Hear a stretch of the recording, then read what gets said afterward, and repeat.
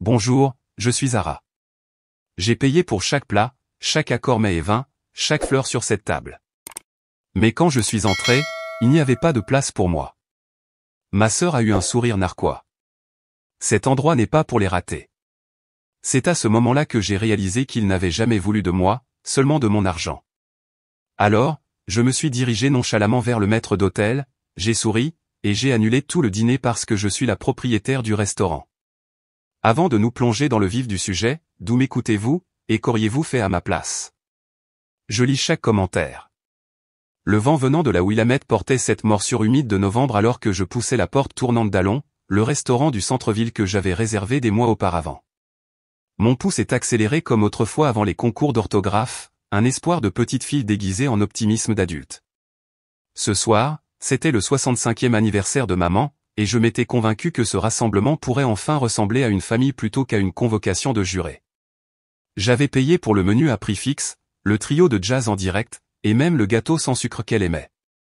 Tout ce que je voulais en retour, c'était une chaise normale à table et peut-être un bout de conversation qui ne se terminerait pas par quelqu'un me tapotant la main avec une fausse sympathie parce que j'étais célibataire à 38 ans. À l'intérieur, des appliques murales ambrées adoucissaient les murs en pierre, et la cheminée crépitait juste assez fort pour couvrir le bruit de la rue. Le maître d'hôtel, Marcus, a hoché la tête poliment. Nous avions parlé plus tôt du toast surprise. Il ne savait pas que la femme qui réglait l'addition était aussi propriétaire de la société à responsabilité limitée qui possédait le bâtiment. J'aimais que ce soit ainsi. L'influence discrète semble plus pure que la vantardise bruyante. J'ai balayé la salle du regard, repéré le groupe niché sous une canopée d'ampoules Edison, et j'ai expiré. Le rire de maman flottait par-delà le lin et le cristal. L'espace d'un battement de cœur, il a résonné comme lorsque j'avais 12 ans et qu'elle me tressait encore les cheveux les dimanches soirs. Je suis passé doucement devant un buffet de champagne frais. L'odeur de pain au romarin a fait gargouiller mon estomac, et j'ai réalisé que j'avais sauté le déjeuner, à répéter des compliments au cas où quelqu'un poserait des questions sur mon travail. Il le faisait rarement, mais l'espoir est tenace. En arrivant à la table, j'ai fait un signe de la main. Les yeux de maman ont croisé les miens, se sont adoucis, puis se sont détournés comme si j'étais une étrangère qui s'était incrustée à la fête. Hélène, les cheveux coiffés, un blazer en velours épousant sa posture parfaite, a levé son verre dans un salut moqueur. La voix de ma sœur aînée a porté. Portland te va bien, Zara. Tu vends toujours des petits appartements. Des rires ont ondulé. J'ai laissé passer. Ce soir, c'était pour maman. Puis j'ai remarqué les couverts, 12 chaises, toutes occupées sauf une au fond, à laquelle il manquait une cuillère à dessert et qui n'avait pas de carton nominatif. J'ai vérifié à nouveau. Papa, deux tantes, ma cousine Rachel, et même le professeur de pilates d'Hélène figuraient sur la liste des invités. Pas de carton pour moi. Marcus est apparu derrière moi avec une chaise, sentant le problème. Avant qu'il ne puisse la glisser, Hélène a agité le poignet. C'est bon, nous sommes au complet, a-t-elle dit, avec la désinvolture de quelqu'un qui tourne une page. Son sourire s'est incliné. Cet endroit n'est pas pour les ratés. Le mot est tombé comme une gifle. Personne d'autre n'a entendu.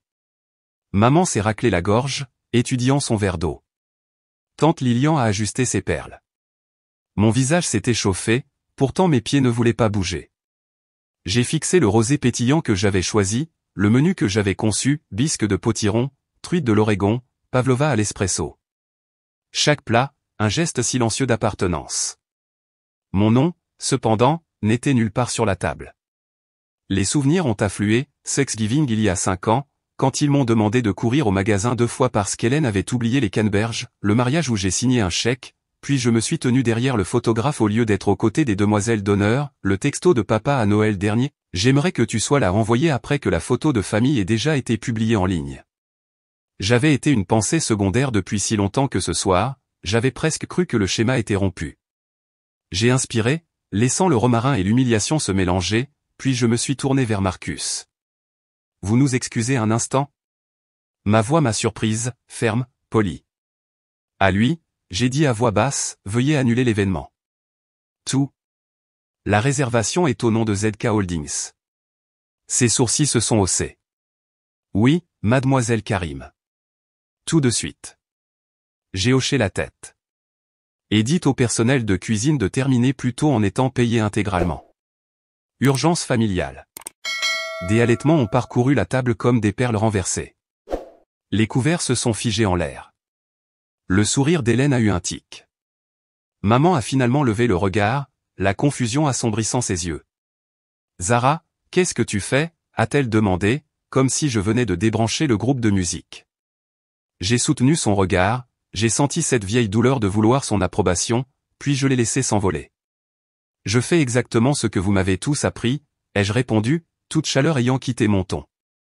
Je reste à ma place. Mes mots flottaient encore dans l'air derrière moi lorsque les portes du restaurant se sont refermées avec un léger soupir. La pluie avait commencé pendant que nous étions à l'intérieur. Elle tapotait sur l'auvent à un rythme tranquille alors que je posais le pied sur le trottoir. Quelqu'un, maman, je crois, a appelé mon nom, mais l'appel s'est estompé aussi vite que leur volonté de se tenir à mes côtés. Aucun pas ne m'a suivi. La lueur des fenêtres d'allons projetait ma silhouette sur le trottoir mouillé comme une découpe sur un écran de théâtre. Je me suis arrêté assez longtemps pour glisser une mèche de cheveux derrière mon oreille, puis je me suis éloigné, mes talons frappant le béton à un rythme plus régulier que mon pouls. Le froid de la fin de l'automne à Portland s'est glissé sous mon manteau, mais la fraîcheur a aidé à étouffer la chaleur de l'embarras qui s'accrochait encore à ma peau.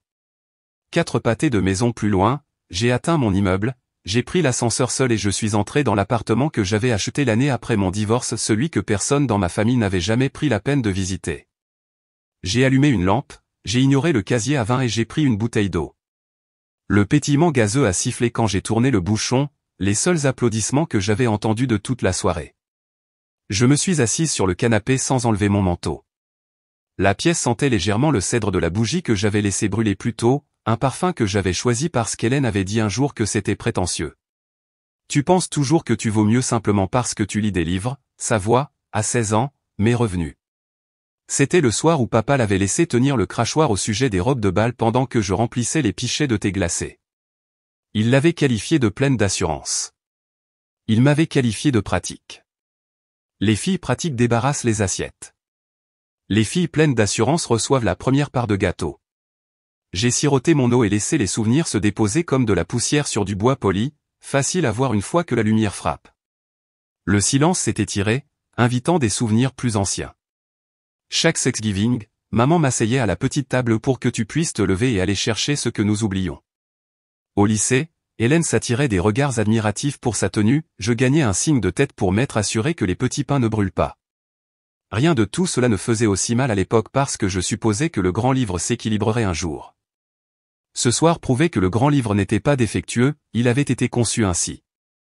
Après que Mitchell et moi nous sommes séparés, j'ai essayé de partager la nouvelle en douceur. Hélène a envoyé un texto, je t'avais dit que se marier par amour était risqué. Maman a suggéré que je rentre à la maison pour un temps, jusqu'à ce que tu y vois plus clair. Au lieu de cela, j'ai travaillé à la réception d'un motel bon marché le jour et j'ai suivi des cours en ligne de gestion hôtelière la nuit. 16 mois plus tard, le professeur Lang de l'Université d'État de Portland m'a offert une petite participation au capital d'un bistrot en difficulté si je m'occupais des chiffres qu'il méprisait. J'ai hypothéqué l'appartement, j'ai maximisé une carte de crédit et j'ai ravalé la terreur qui avait un goût de métal au fond de ma gorge. Nous avons redressé ce bistrot en moins d'1 an. Je ne me suis jamais vanté parce que chaque victoire antérieure que j'avais partagée avait été reconditionnée en l'accomplissement de quelqu'un d'autre. Garder le silence est devenu une armure. Allons, la scène de la débâcle de ce soir, était mon 3e redressement.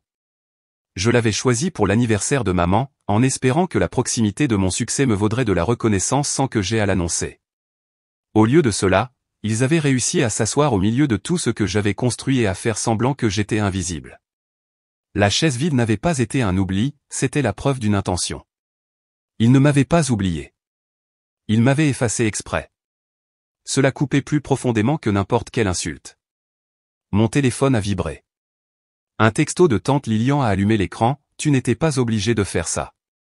On essayait juste de maintenir la paix. Aucune excuse. Aucune responsabilité. Juste un rejet net comme si ma douleur était une réaction excessive. J'ai hésité au-dessus de la bulle de réponse, j'ai expiré, et j'ai appuyé sur supprimer. Message parti. Manipulation partie avec lui. L'adrénaline s'est calmée, faisant place à la clarté. J'ai posé la bouteille sur la table basse, j'ai ouvert mon ordinateur portable et j'ai navigué vers le portail des entreprises de l'État. Quelques minutes plus tard, le tableau de bord de la société à responsabilité limitée est apparu, mon nom suivi de membre gérant. J'ai cliqué sur remodifier les statuts.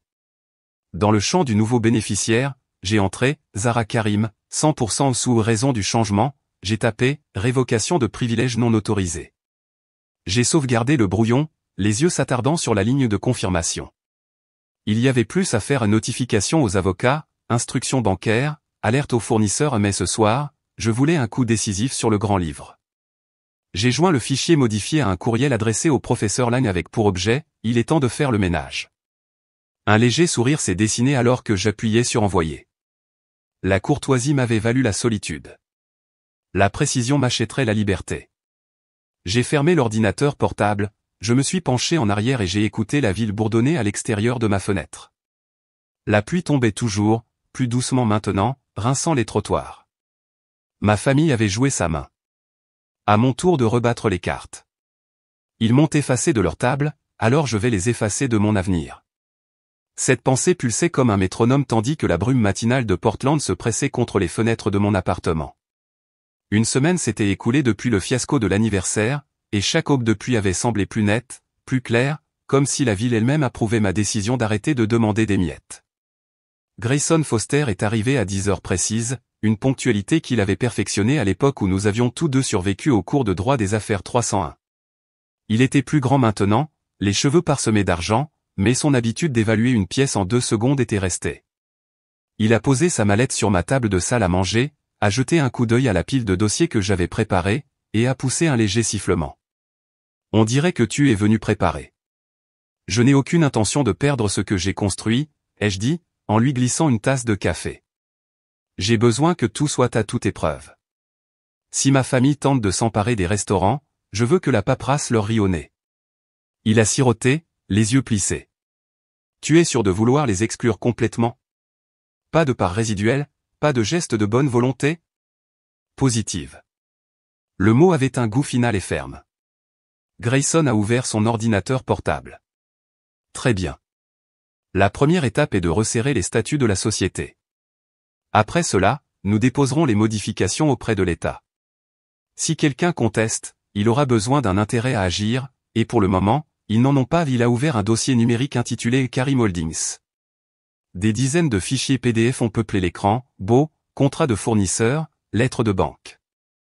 À mi-parcours, il s'est arrêté. C'est étrange. As-tu autorisé un membre de ta famille sur tes comptes personnels? Jamais. Je me suis penché. Il a surligné un document daté de 3 ans plus tôt, une procuration limitée accordant à Hélène Karim l'autorité sur la surveillance financière liée à la famille. Ma signature reposait en bas, mal assurée, comme si elle avait été faite à la hâte. J'ai froncé les sourcils. Je ne me souviens pas avoir signé ça. Un souvenir a vacillé, Hélène appelant en larmes, insistant sur le fait que la tension artérielle de papa avait grimpé en flèche et que l'hôpital avait besoin d'une garantie pour un prêt d'urgence. Je revenais en voiture du dépôt de documents au tribunal, je m'étais arrêté sur un parking de supermarché et j'avais gribouillé sur ce qu'elle m'avait envoyé par courriel, désespéré de vouloir aider. Il s'est avéré que la seule urgence avait été sa limite de carte de crédit. J'ai expiré par le nez. Elle a dit que papa était en crise. Il n'y a pas eu d'hospitalisation, n'est-ce pas? Grayson a secoué la tête. Pas selon les dossiers d'assurance que j'ai vérifiés cette semaine. La colère a piqué, mais la sensation était familière maintenant, comme une cicatrice guérie me rappelant pourquoi j'avais arrêté de les laisser tenir le scalpel. J'ai regardé les nuages gris dériver au-delà du balcon et j'ai parlé calmement. Je leur ai donné un stylo par amour, et ils l'ont utilisé pour m'effacer. La bonne nouvelle, c'est que cela peut être révoqué, a-t-il dit en cliquant sur des formulaires. Mais, Zara, si elle a utilisé cette procuration, nous pourrions trouver plus de dégâts. Creusons. En fin d'après-midi, nous avions rédigé des avis de révocation et mis à jour chaque société à responsabilité limitée pour exiger une double approbation biométrique, la mienne et celle de Grayson. Pendant qu'il imprimait des copies, je me suis connecté au portail du restaurant à mon bureau. Le tableau de bord listait les fournisseurs par activité récente. Une entrée a sauté aux yeux, Amethyst Events, ajoutée 6 jours plus tôt. Facture, 18 640 $ pour des fleurs importées sur mesure et des services de vaisselle de luxe liés à la fête de maman qui n'a jamais eu lieu. La ligne d'approbation indiquait « Autorisé par Av-Karim ». Une douleur sourde s'est installée derrière mes yeux. Ils ne m'avaient pas seulement refusé une place, ils avaient transformé mon entreprise en un bar ouvert et s'attendaient à ce que je paie l'addition. J'ai marmonné, ils n'ont pas seulement oublié ma place. Ils l'ont vendue. Grayson a levé les yeux. Qu'est-ce que tu disais? Rien que nous ne puissions réparer. J'ai imprimé la facture, j'ai entouré la signature et je l'ai posée sur la pile grandissante intitulée Preuve. Alors que le soir tombait, il a rangé sa mallette. Appelle si tu trouves autre chose. Je déposerai les révocations dès demain matin. Quand la porte s'est refermée derrière lui, je suis resté dans l'appartement silencieux, les mains à plat sur le comptoir de marbre frais. Mon téléphone a sonné, une photo de la conversation de groupe de mes proches au tonus d'Hélène, souriant devant des sushis à emporter. La légende disait, les soirées en famille sont meilleures sans drame. J'ai fixé l'écran un moment, puis j'ai supprimé la conversation, de la même manière que j'avais ignoré le texto de tante Lilian. Leur présence numérique a disparu de mon écran, ne laissant que le reflet de ma propre expression déterminée. J'ai rouvert le portail et rédigé un litige formel avec le fournisseur, en joignant la preuve de la fraude. Un clic a suspendu le paiement à Amethyst Events, un autre a révoqué l'accès d'Hélène. Chaque confirmation était comme des sacs de sable retirés de ma poitrine. Avant de tout éteindre, j'ai sauvegardé une nouvelle copie de la table de capitalisation de l'entreprise, mon nom seul sous propriété, protégé, indéniable. J'ai refermé le couvercle, j'ai éteint la dernière lampe et j'ai laissé la pièce s'assombrir. Dehors, la ville fredonnait sa berceuse indifférente, et quelque part, Hélène se versait probablement un autre verre de cabernet, ignorant que le puits s'était tari. Ils ont servi mon succès sur un plateau d'argent et me l'ont facturé. Cette facture serait le reçu de leur propre perte. Cette ligne amère m'a tenu compagnie la nuit suivante alors que je déverrouillais l'entrée arrière d'Allons vers minuit. Les pâtés de maisons environnants étaient presque silencieux, même le tramway s'était arrêté. À l'intérieur, seul le faible bourdonnement des réfrigérateurs m'a accueilli. J'ai traversé la salle à manger sans allumer les lustres, laissant les panneaux de sortie projetés de faibles halos rouges sur les tables drapées de lin. L'une de ces tables avait accueilli les rires de ma famille pendant que je me tenais oublié. Maintenant, chaque chaise était rentrée, une excuse muette livrée trop tard. Le bureau derrière la cuisine sentait le parchemin et le café torréfié. J'ai verrouillé la porte, j'ai enlevé mon manteau et j'ai allumé l'ordinateur de bureau. Une lumière bleue a rempli la petite pièce. En respirant calmement, j'ai ouvert le grand livre des fournisseurs, imprimant chaque transaction suspecte. Les pages se sont répandues sur le sol comme de la neige brassée. Des captures d'écran ont suivi, journaux d'accès, modifications horodatées, la signature falsifiée que j'avais entourée la nuit dernière. Mes mains tremblaient, non pas de rage, mais d'un calme inattendu. C'était ça, ai-je réalisé, ce que signifiait vivre sans permission. À 1h du matin, Lydia Tapia, ma directrice générale, a frappé 2 fois à la porte avant de l'ouvrir doucement. Ses cheveux étaient attachés en un chignon hâtif, les joues rouges d'une sieste qu'elle avait abandonnée quand je lui avais envoyé un texto. J'ai raté une alarme, a-t-elle chuchoté. Rien ne brûle, ai-je dit, en lui glissant une facture. Mais quelqu'un a mis le feu à nos livres à petit feu. Elle a étudié le document, son expression s'est affaissée. J'ai autorisé ce fournisseur. Votre sœur a appelé, a dit que vous étiez trop débordé pour gérer la logistique de l'événement et qu'elle était une partenaire égale.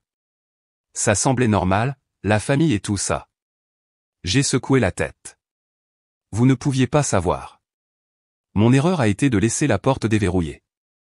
J'ai ouvert la console de sécurité, j'ai révoqué tous les utilisateurs sauf Lydia et moi-même, puis j'ai enregistré nos empreintes digitales pour les approbations de haut niveau. À partir de maintenant, le système demande de la peau, pas seulement un mot de passe. Elle a croisé les bras, les yeux brillants.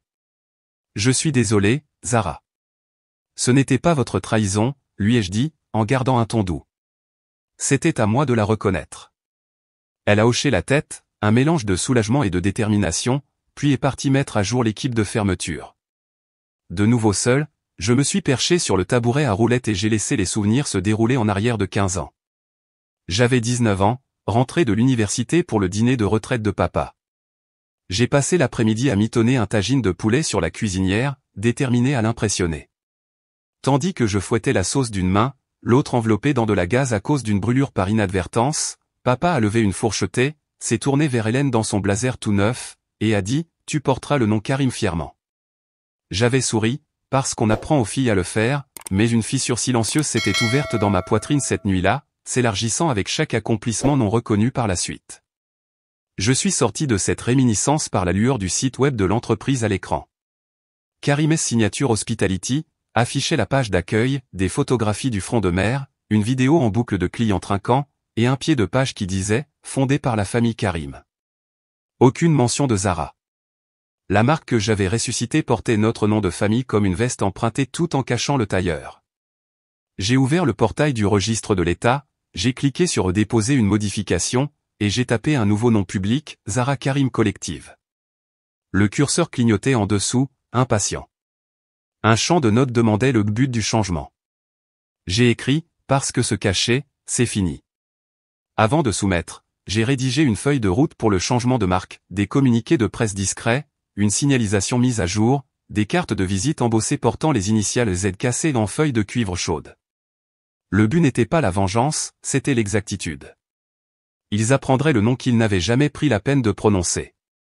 Une fois que la paperasse était dans la file d'attente de téléchargement, j'ai rassemblé les preuves imprimées dans un seul classeur, je l'ai étiqueté d'activité non autorisée, et je l'ai enfermé dans le coffre-fort.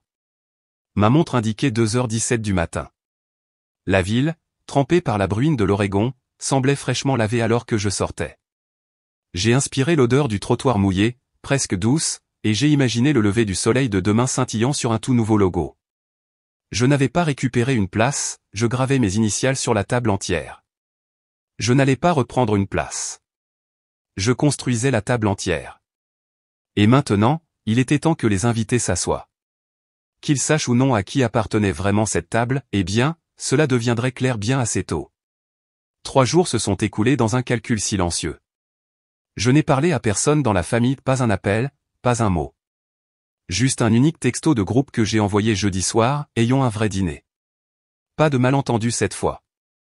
Samedi à 19h au restaurant. Les réponses sont arrivées au compte-gouttes, comme des gouttes d'un robinet qui fuit, poli, faisant semblant de ne pas jubiler. Bien sûr. J'ai hâte. Contente que tu reviennes à la raison. Ils pensaient que je revenais en rampant, que j'avais de nouveaux besoins de leur approbation, que je voulais appartenir à leur table. Mais ils n'avaient aucune idée que la table était la mienne. Elle l'avait toujours été. Samedi est arrivé vite. Le restaurant pulsait à son rythme habituel du week-end, mais j'avais pris des dispositions pour que la salle à manger privée soit libérée après 18h30. Pas de réservation, pas de clients de passage, juste la famille. Avant que quiconque n'arrive, j'ai traversé l'espace avec la précision d'un chirurgien. La disposition de la table avait changé, déplacée d'un mètre plus près de la cuisine une subtile démonstration de force. L'éclairage, autrefois doré et tamisé, avait maintenant une teinte plus froide, plus vive, plus nette, moins romantique, plus révélatrice. Et sur le mur du fond, là où une toile rustique était accrochée, un nouveau panneau avait été installé, ZK Maison Zara Karim. Simple, direct, vrai. Je suis resté là un moment, à l'absorber, à le laisser s'imprégner. C'était étrange de sentir à quel point le pouvoir était silencieux. Pas bruyant, pas en colère, juste comme il fallait. À 18h55, ils sont arrivés, bien sûr, en avance, tous. Hélène menait la marche dans une robe qui criait le luxe mais murmurait le désespoir. Derrière elle venaient mes parents, habillés comme s'ils se rendaient à un gala de remise de prix, pas à un dîner de famille. Mon frère aîné, Karim, suivait, l'air ennuyé mais suffisant. Hélène a eu un sourire narquois quand elle m'a vu dans un chemisier noir et un pantalon, mon tablier encore noué à la taille. « C'est ce que tu portes ?» Je pensais que c'était un vrai dîner, a-t-elle dit avec un léger rire. Mon père s'est penché, me tapotant l'épaule comme si j'avais encore 12 ans. « Bon, ne te mets pas encore des bâtons dans les roues ce soir, Zara, a-t-il dit légèrement. J'ai juste hoché la tête. Pas de regards exaspérés, pas de répliques. La pièce parlerait pour moi bientôt. Ils se sont assis à voix forte, rire, le son des fourchettes cliquetant contre les verres d'eau. Et puis, tout comme la première nuit, j'ai remarqué que la table avait 10 couverts mais seulement 9 cartons nominatifs. Le mien manquait encore. Cette fois, je n'ai même pas scié. Hélène s'est penchée vers moi, sa voix juste assez basse. Cet endroit n'est pas pour les ratés, Zara.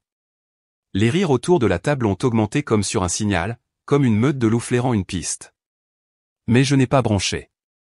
J'ai souri, calme, comme quelqu'un qui regarde le premier domino tomber.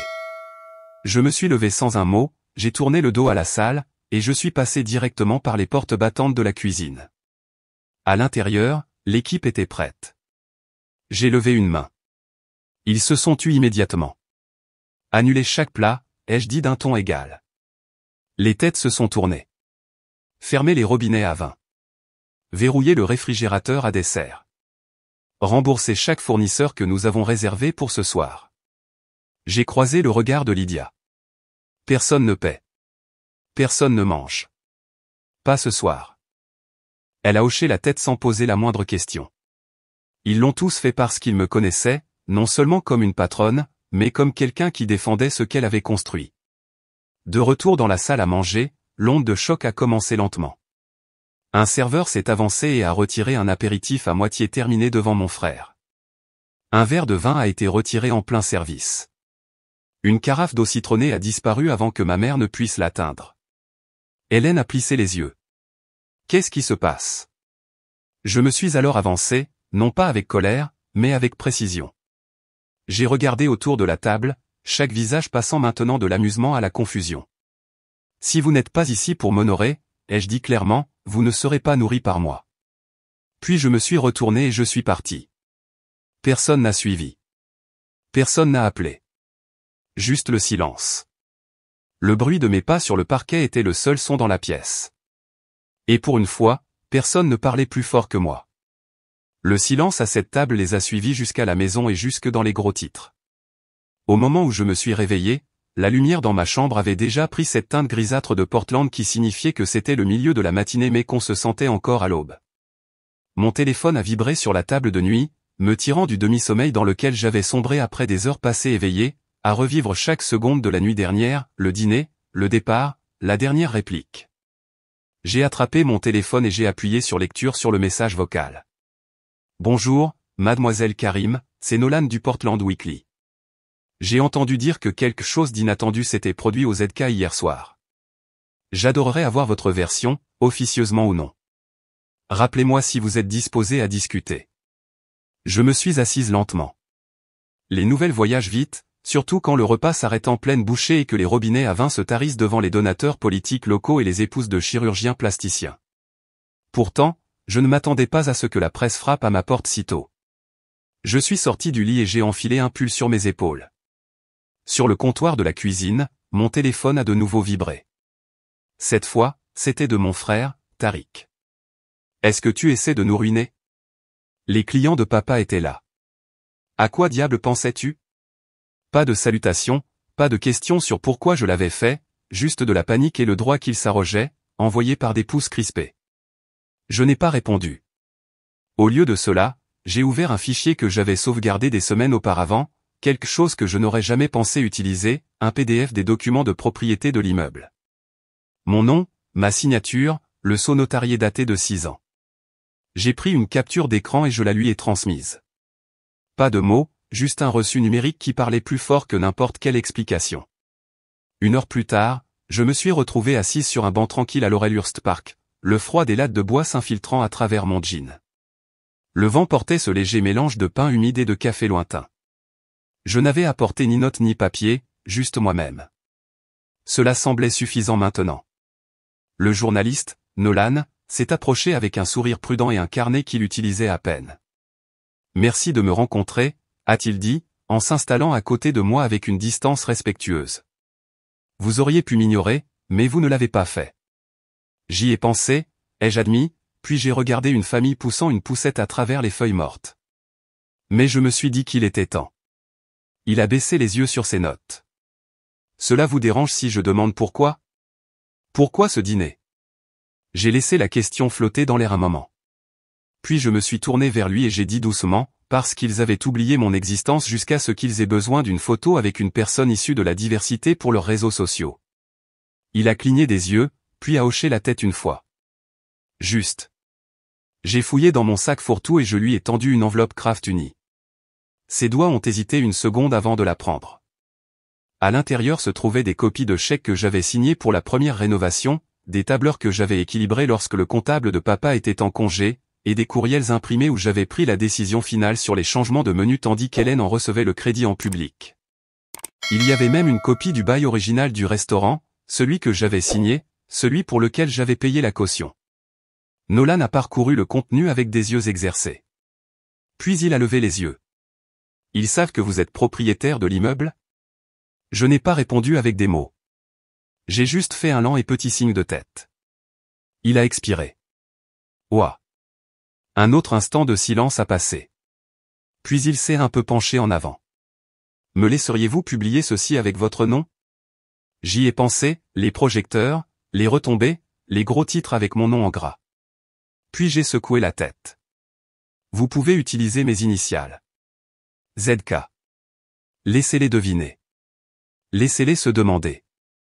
Nolan a souri à nouveau, a griffonné quelque chose rapidement dans son carnet, et l'a fermé. Ce sera plus puissant, a-t-il dit.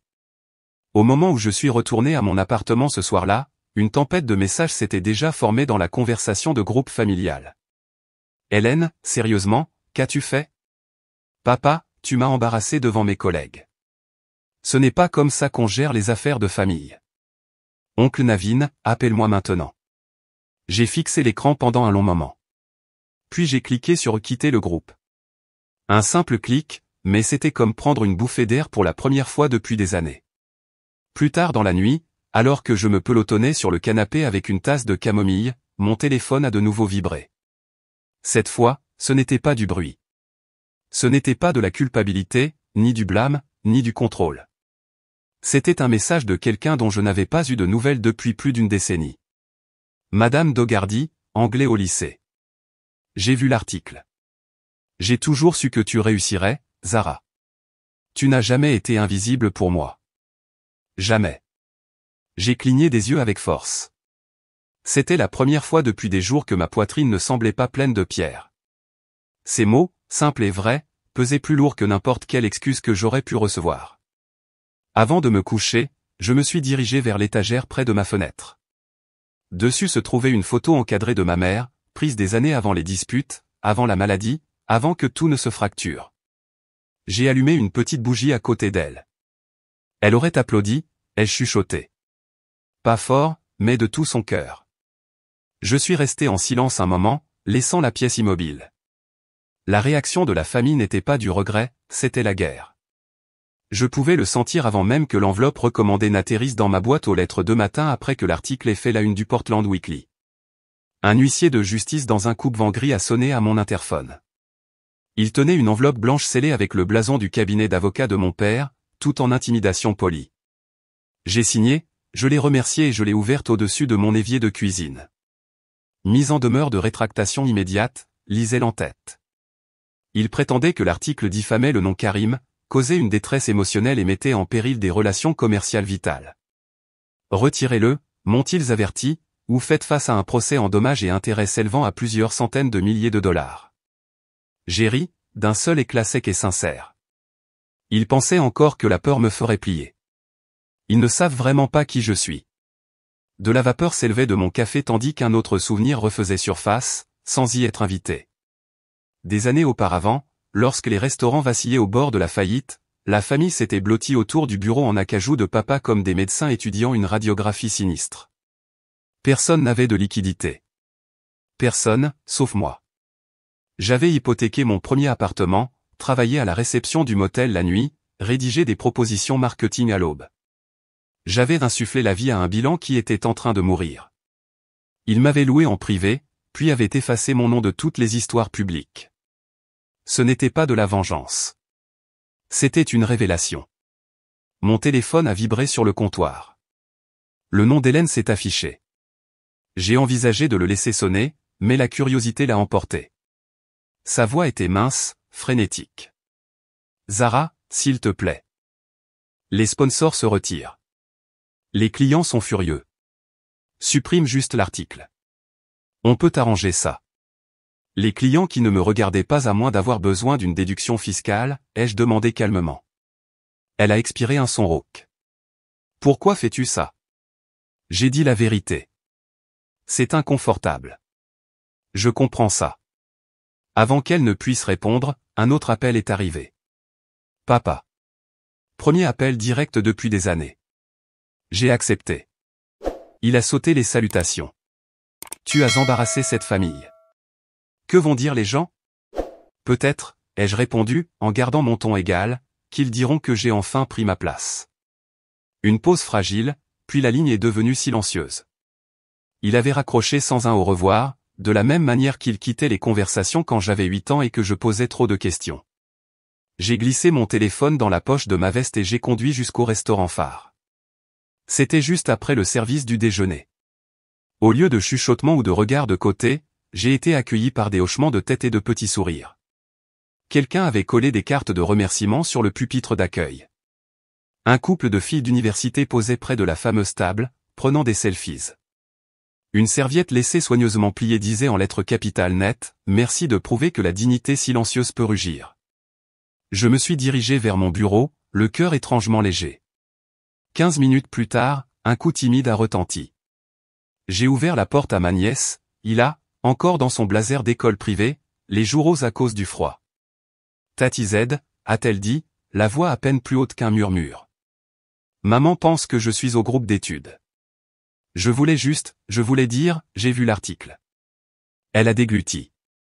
Je veux être comme toi. Courageuse.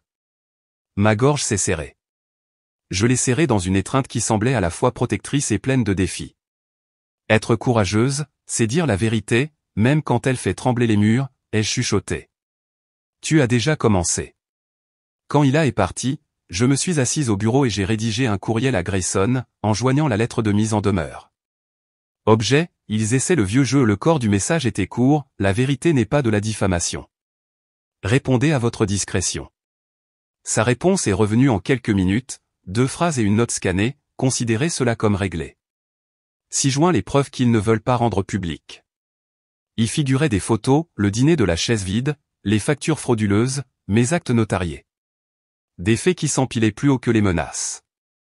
Le crépuscule s'installait au moment où j'ai fermé mon ordinateur portable. J'ai allumé une seule bougie sur le rebord de la fenêtre à côté de la photo de maman, celle où elle rit de quelque chose hors du cadre. En grandissant, elle me disait, le silence peut être plus fort que les cris.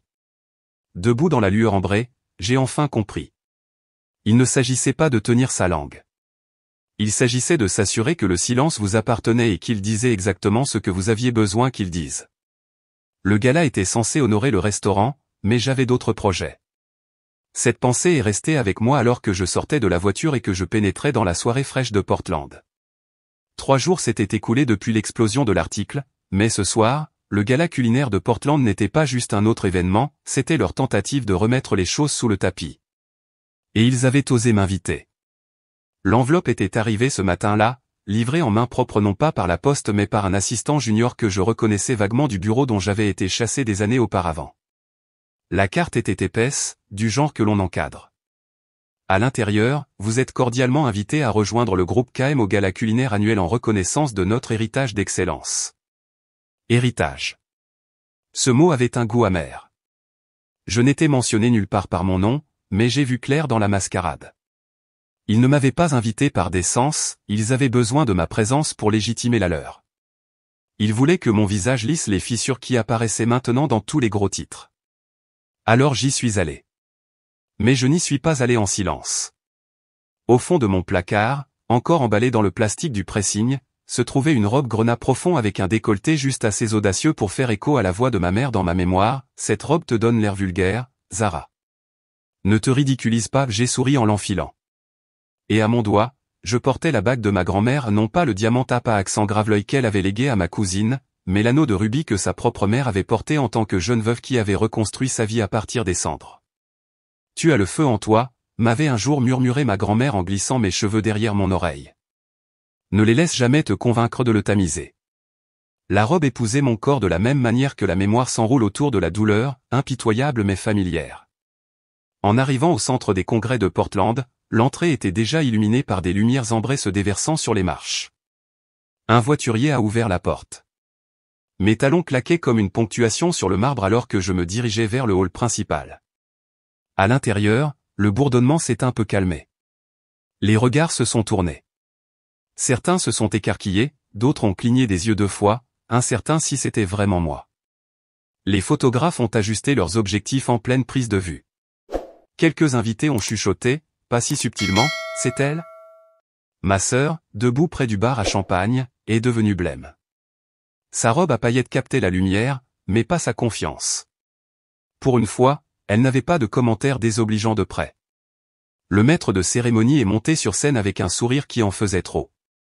Ce soir, a-t-il dit, nous honorons le génie et la tradition derrière les 30 ans d'héritage du groupe Karim. Des visionnaires, des leaders, une famille. Des images ont défilé sur l'écran au-dessus, de vieilles photos des débuts du restaurant, mon père serrant la main d'investisseur, ma sœur coupant un gâteau de cérémonie. Mon nom, mon visage pas une seule fois. Puis est venue la vidéo hommage, une vidéo léchée des fondateurs. Et encore une fois, rien de moi. Mais quelque chose d'étrange s'est produit à mi-parcours du montage. L'écran a vacillé, d'abord une brève anomalie, de la statique, puis la clarté. La nouvelle séquence n'était pas polie. Elle semblait brute, granuleuse. Me voici, à 25 ans, les cheveux en chignon, frottant le sol derrière la ligne de préparation. Un autre extrait, signant un document de prêt dans un blazer emprunté, le visage crispé d'inquiétude.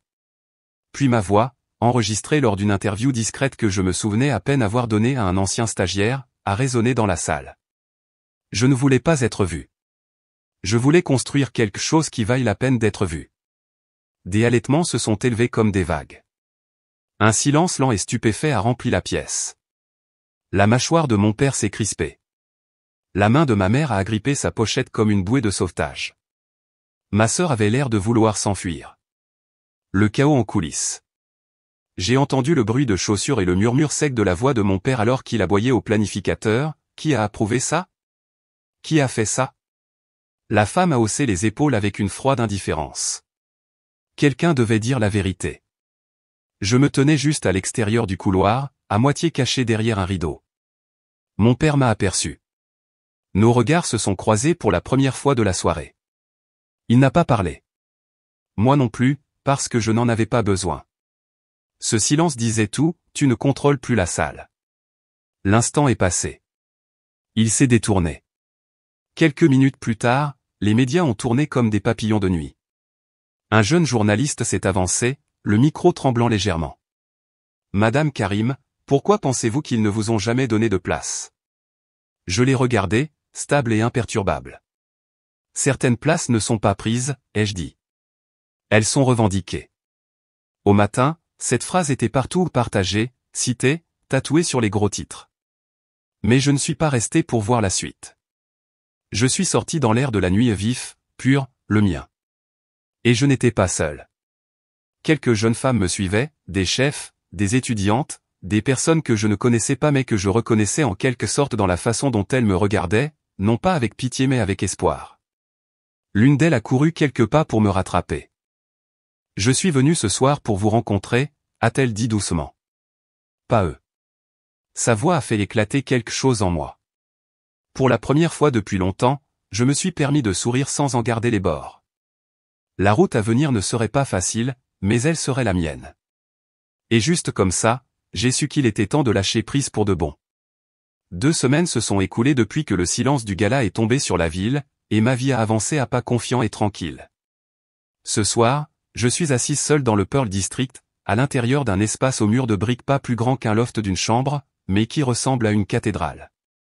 Des appliques en laiton projettent une douce lueur sur une unique table en noyer, polie jusqu'à obtenir un éclat de miroir. 8 chaises sculptées à la main l'entourent. Pas de panneau réservé, pas de carton nominatif. Chaque place ici sera méritée. J'appelle le concept la table de la reconquête, une salle de dégustation qui fonctionne sur invitation, non sur influence, où les histoires ont autant de poids que les saveurs. Plutôt, en arrangeant des tiges de pivoine blanche dans des vases étroits, mon esprit a dérivé vers l'après-midi où j'ai quitté la conversation familiale pour la dernière fois. Je n'ai pas claqué de porte numérique ni lancé d'insultes. Au lieu de cela, J'ai rédigé un document transférant mes parts restantes des restaurants d'origine à une bourse culinaire pour les femmes qui débutent avec rien d'autre que des couteaux et de la ténacité. J'ai remis les papiers en personne, je les ai placés sur le bureau poli de mon père et j'ai dit, vous aviez raison. Cet endroit n'était pas pour les ratés. Il était pour les lâches. Je suis parti avant que quiconque ne puisse répondre. Ce matin, alors que les derniers préparatifs se terminaient, un coursier est arrivé. Il m'a remis du papier à lettres crème embossé du sceau de la ville. À l'intérieur se trouvait une lettre du maire lui-même. Le conseil municipal m'attribuera une citation pour ma contribution entrepreneuriale et la préservation culturelle, présentée, avec une ironie soignée, dans la même salle de congrès où ma famille a essayé de m'effacer. J'ai expiré un rire. La vie aime la symétrie. Vers midi, Hélène a tenté 2 appels et un texto, pouvons-nous s'il te plaît parler, suivi de, laisse-moi t'expliquer. J'ai laissé l'écran s'éteindre en silence. Pas de la vengeance, juste une libération. Lydia, maintenant responsable des opérations de ma nouvelle entreprise, a gloussé en voyant la bannière des appels manqués. C'est drôle comme ils veulent une place à votre table maintenant, n'est-ce pas? J'ai seulement souri et je lui ai tendu les cartes du menu du soir. À 7 heures, les premiers invités de la table de la reconquête sont arrivés, une mère célibataire qui a économisé 3 ans pour aller à l'école de cuisine, un boulanger immigrant dont le visa a failli expirer avant que son food truck ne trouve son élan, et 2 étudiants en cuisine que j'avais mentorés après qu'ils aient été refusés à des stages qui valorisaient le pédigré plutôt que la faim. Pas de presse, pas de flash, juste le doux bruissement des manteaux et l'odeur de citron confit et de cumin flottant depuis la cuisine ouverte. Nous avons commencé par un toast d'eau pétillante à la grenade, la boisson préférée de ma grand-mère. J'ai levé mon verre. À la construction de ce qui nous a été un jour refusé. 8 verres se sont rencontrés au centre, des carillons doux résonnant contre la brique. Les plats se sont succédés, flétan poêlé avec un bouillon de safran, ruban de courge rôti à la harissa à la rose, un humble bol de lentilles que ma mère préparait pendant les semaines de vache maigre, rehaussé ce soir avec du zeste de citron confit. La conversation a serpenté à travers les échecs et les quasi-ratés, pas les éloges. Les rires montaient et descendaient, libres de toute performance. Au milieu du dessert, la lourde porte a grincé. Une adolescente est entrée, les yeux écarquillés, serrant un sac à dos en toile usée contre sa poitrine. Je l'ai reconnue instantanément, Amira, la fille d'un critique qui avait un jour qualifié ma cuisine des ambitieuses mais piétonnes. Elle avait l'air prête à s'enfuir. J'ai traversé la pièce. Tu n'es pas en retard, ai-je dit, en posant une main sur son épaule. Tu es exactement là où tu dois être. Son soulagement s'est répandu sur son visage comme l'aube. Je l'ai guidé vers une chaise vide que quelqu'un avait intentionnellement laissée libre, une promesse silencieuse que dans cette pièce, il y aura toujours de la place pour une personne de plus qui en a besoin. Alors que le dernier plat, un délicat gâteau de semoule à l'eau de rose, était servi, je me suis assise et j'ai laissé la gratitude s'installer dans mes os. Pas d'éblouissement des projecteurs, pas de fin d'applaudissements, juste le bourdonnement constant des voix qui trouvent leur place. J'ai pensé aux applaudissements silencieux de ma mère dans la cuisine, à la bague en rubis de ma grand-mère qui scintillait maintenant sous la lumière des bougies, au papier de la bourse signée, à la lettre du maire reposant dans mon sac à main. La vieille douleur de l'invisibilité s'est adoucie pour devenir une cicatrice, un rappel, pas une blessure. Je n'ai jamais eu besoin de leur place parce que j'ai construit quelque chose qu'ils ne pourraient jamais prendre.